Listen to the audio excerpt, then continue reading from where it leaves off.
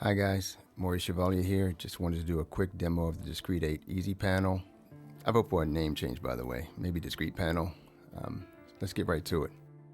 On the top row here, you have the power button and the internal clock source. It can be switched, of course, when you're using external sync. Sample rate, session information. I have none here because I haven't saved this session, but there's a load menu. You can load sessions, browse your drive to find other sessions, etc., etc., etc. And the settings, trim, where you're sending your talkback mic, the mute for the oscillator and the oscillators themselves, the line out, brightness, Thunderbolt latency level, nothing crazy there. By the way, I didn't notice the difference between these switches, so I left it at normal. Buffer size, this is for Windows use only.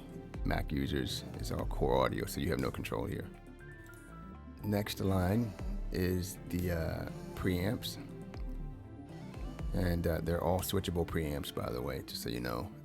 They're all capable of being DIs, they're all capable of being preamp ins, and they're all capable of being line ins, all 8. So you can switch them via just clicking the button. You can link them in stereo pairs. And you'll notice a gear on every one of them, which has a mic symbol. That opens this menu, which allows you to turn on phantom power, use the phase invert switch, and turn on emulation. If I turn on emulation, if you have the models, then you have access to the modeling system. For those of you who don't have it, you'll probably just see the phase invert and the phantom power switch. By the way, as a note, the modeling mics cannot be phase inverted. They cannot be inverted.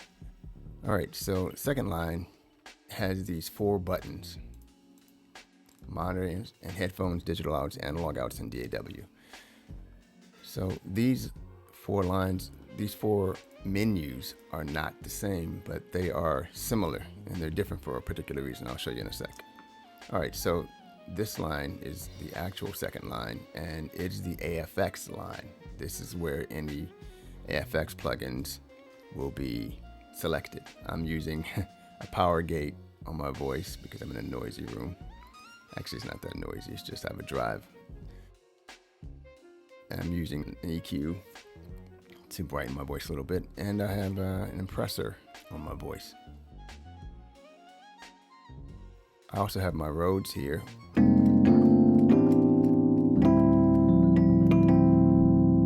And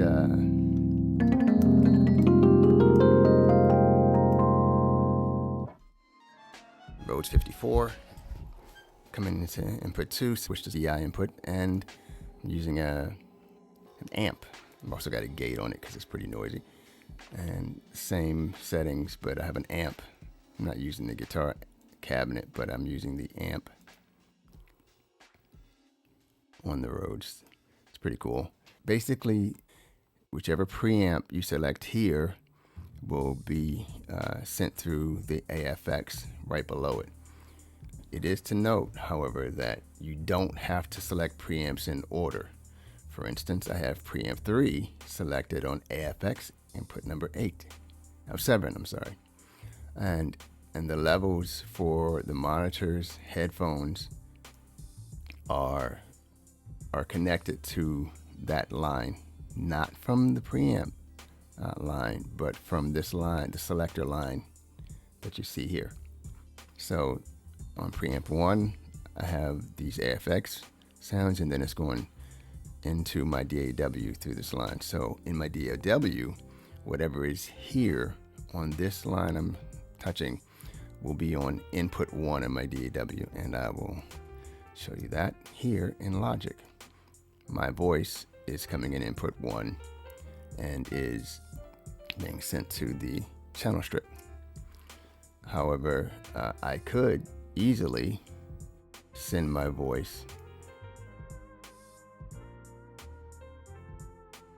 to channel 7 input. So in Logic now, I could also hear my voice here on 7.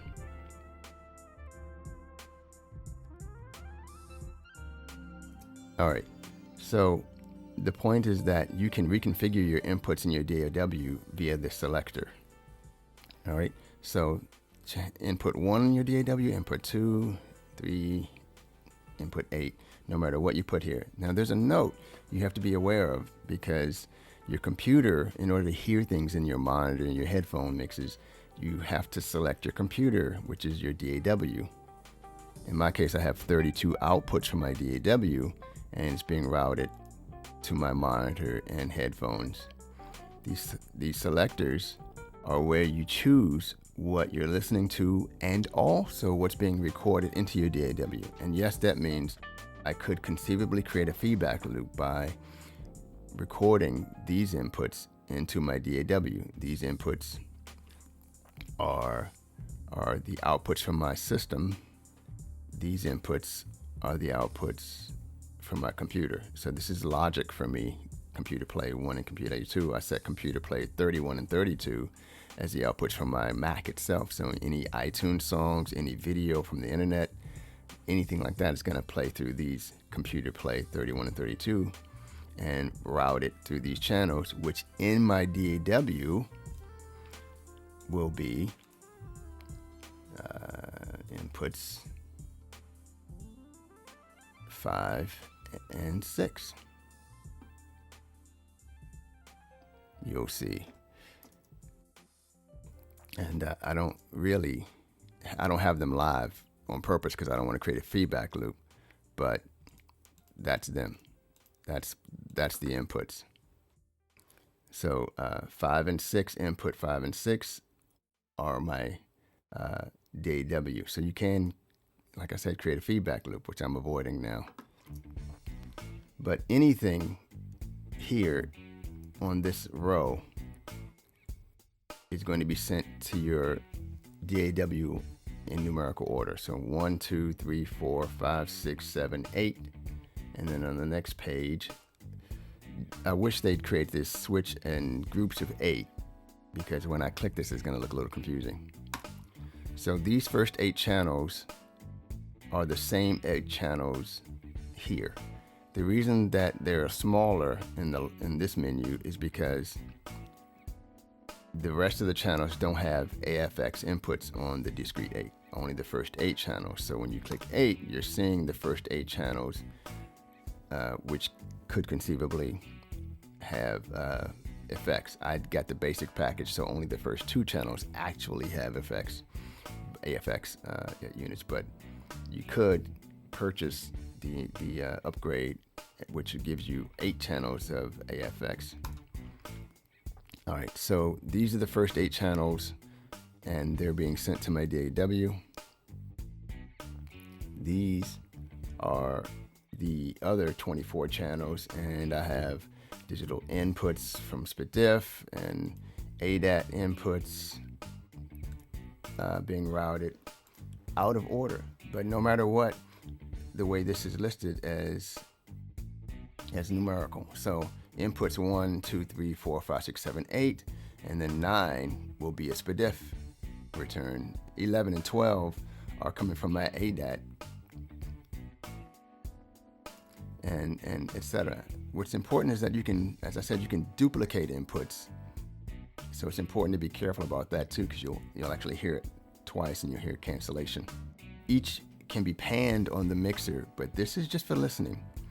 They are not panned within your DAW. So even if I pan my voice to one side or the other, that does not affect my DAW's recording. The entire signal will be a mono signal. And in the case of a stereo signal, panning them and changing the panning does not record the stereo reception within the DAW at all. It's just for your listening mix in your headphones or your monitors.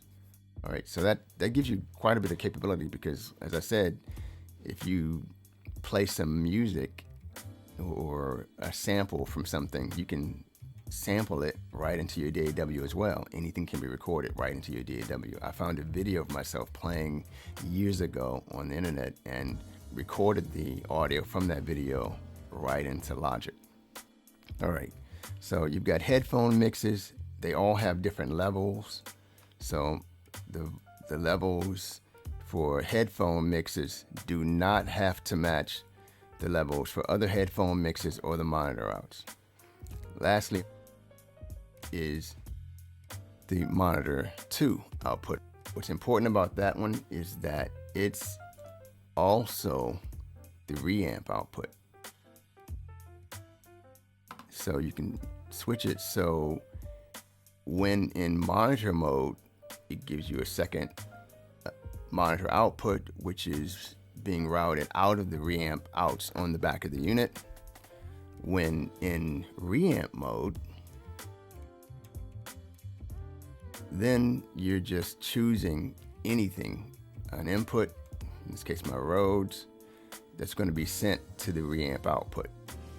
All right, so anything can be sent. So a track recorded earlier in your DAW, you can reamp it and send it out. Something coming from the internet, a digital input, anything can be sent, even the oscillators if you need to test or calibrate your system. Let's go back to the monitor so I can talk about the reverb. You can't hear it in this demonstration because the reverb is routed only to the mixers. Okay, it is not being routed in any way to your DAW, and this session is being presented to you via my DAW, so you can't hear what I'm hearing, which is a little bit of reverb. All right, so basically you've got sends from each channel, 32 in my case, to the reverb. There's only one reverb unit, so it's all going to be the same, and you can pan that input to the reverb. And you got some presets, of course, and you can save your settings if you wish. Also, you've got levels for each of the returns to each mix. All right, but as I said, you cannot currently record that in a digital domain. You'd have to route it. The only way I can think of to do it easily is to route it to the reamp outs and record it back in as analog audio, and to do that you'd have to set this for monitor mode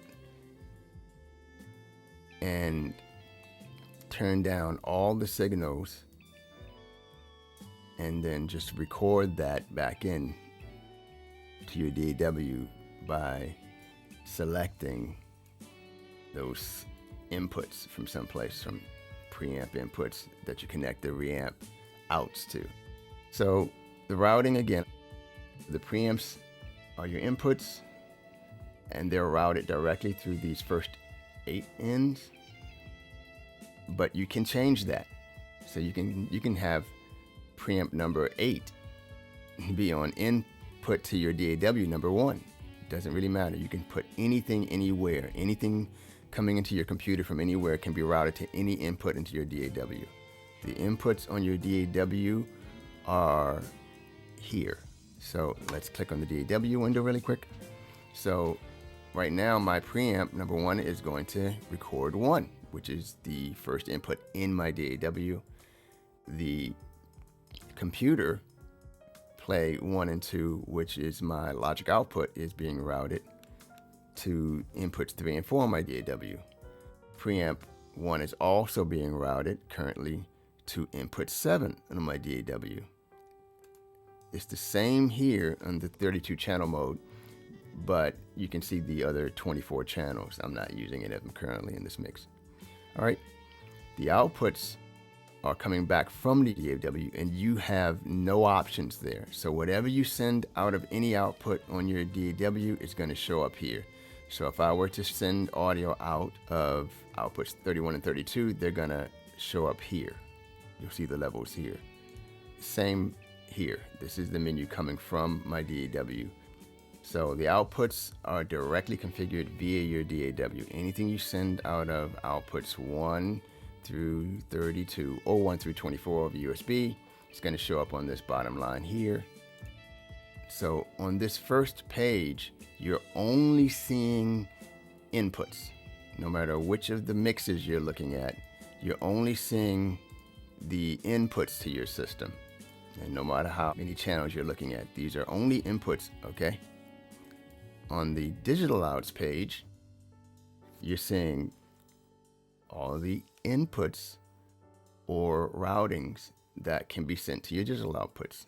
In my case, I have an old preamp connected via ADAT, which also has analog outs. So I am routing my internal preamps to outputs there. And I have an old ADAT connected to my second ADAT port. So I'm routing stuff to that too to create external headphone mixes on that device. You cannot route the mixes currently to any stereo pairs. I'm hoping that will be updated. I hope it can be updated. I would love to be able to look in this list and find the mixes. I would also like to find the reverb added to this list so that you can route mixes to a stereo pair outputs and or route the reverb to analog or digital outs. The analog outs are similar in that you can pick from any incoming signal source in this list and route it to the analog outs on the D subs on the back of the device. Once again, the DAW inputs, anything selected here, whether it be your computer, preamp, ADAT inputs, PDIF inputs, or the oscillators, will be routed into your computer's first 24 or 32 channels, depending on whether you're using ADAT or Thunderbolt. Thunderbolt has 32 inputs. The second line here on this DAW page is what's coming from your DAW. All right, so that's the reason you're not seeing any easy naming here, though I wish they would allow you to name it and save that as part of your session, because if I have the kick drum, returning, I'd like to name it that. But it works pretty well. It's not really confusing. You play with it a few times and you'll definitely learn your way around it. So once again, I'll go through this quickly. Once again, preamps on top. Preamps are being routed to any of the channels via selecting them. So you can route a preamp to any of the mixer channels. So preamp 4 is now on whatever channel number this is, and it's going to show up in my DAW there. The DAW won't show preamp 4, it'll just show input number 17 or whichever number this is, right? And headphones, they have different mixes. The Discrete has 2 headphone preamps on the device itself.